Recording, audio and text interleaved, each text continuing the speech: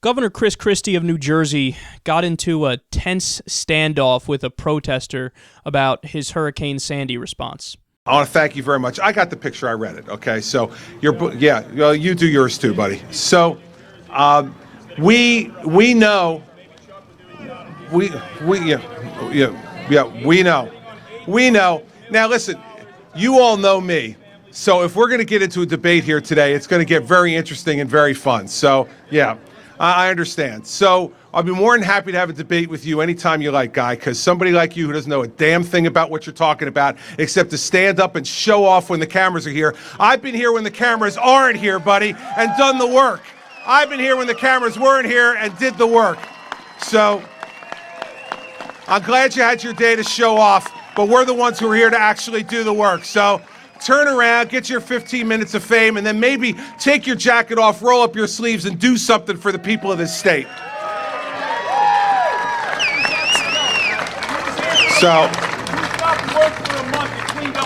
So we'll see. Now listen, everybody. Yeah, good. And there's been 23 months since then when all you've been doing is flapping your mouth and not doing anything. So listen, you want to have the conversation later? I'm happy to have it, buddy. But until that time, sit down and shut up.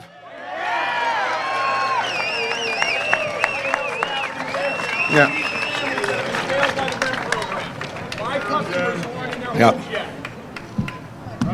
Yeah, anytime you like, buddy.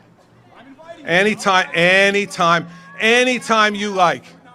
It's wonderful. Absolutely. Yeah. I'll tell you, there's about 1,000 things I'll do tonight. Going to dinner with you is about number 1,001. I love how politicians have gotten to the point where they can totally contradict themselves within a minute's time frame, and they're oblivious to it. They have no idea that they just did it. He said, quote, "You want to have the conversation later? I'm happy to have it." And then he said again a little bit later, anytime you like, I'll have the conversation with you about the Hurricane Sandy response. And then at the end he goes, yeah, there's 1,000 things I'm doing later. We're never going to be having dinner with you. Ha, ha. But you just said if you wanted to have the conversation later, you're happy to have it.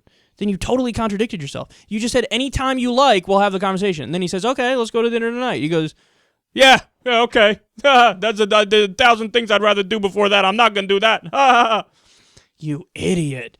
Pick something, stick to it. And I love how he really fancies himself like this straight shooter, tell it like it is, I'm the man. He's like, well, you guys know what'll happen if we get into a debate here. I'm an awesome debater. It'll get fun and interesting really quick, huh?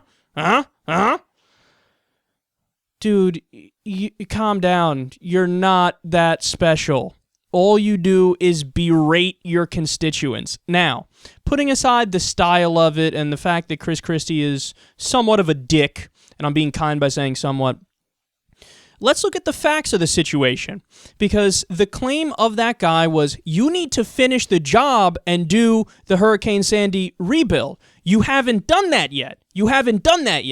And he's getting defensive. Christie's getting defensive. Well, the reality is, we just learned today that the Christie administration in New Jersey is sitting on $800 million relief dollars right now. That money was allocated by FEMA. They're just sitting on it. They got about $1.1 billion. They spent some of it. Now they're sitting on $800 million. So when he says finish the job and you're not doing a good job, he's right. He's right when he says that. Why would you still be sitting on $800 million when there are places that are still a wreck right now? Of course there's no good answer for that. What would he do? He would just yell and berate the person and contradict himself, because that's what Chris Christie does. Then also, remember that I was screaming at the liberals when they would focus on Bridgegate, because that was the least bad of all of the actual Christie scandals. Another one was he would give 9/11 memorabilia from the World Trade Center, pieces of the building he would give to his political donors. He said, thank you for giving me money. Here's a piece of one of the worst American tragedies in our history. Who does that? But also, the money that they did give out from FEMA for Hurricane Sandy, they didn't give out the money based on who needed help the most. They gave out the money based on who did political favors for the Christie administration.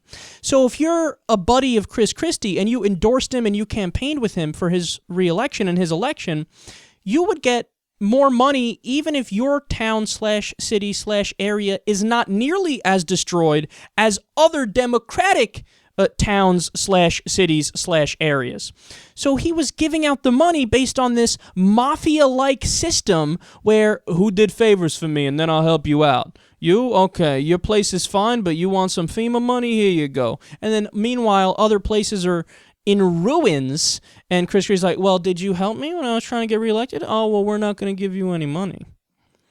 No. See, this is the thing, man.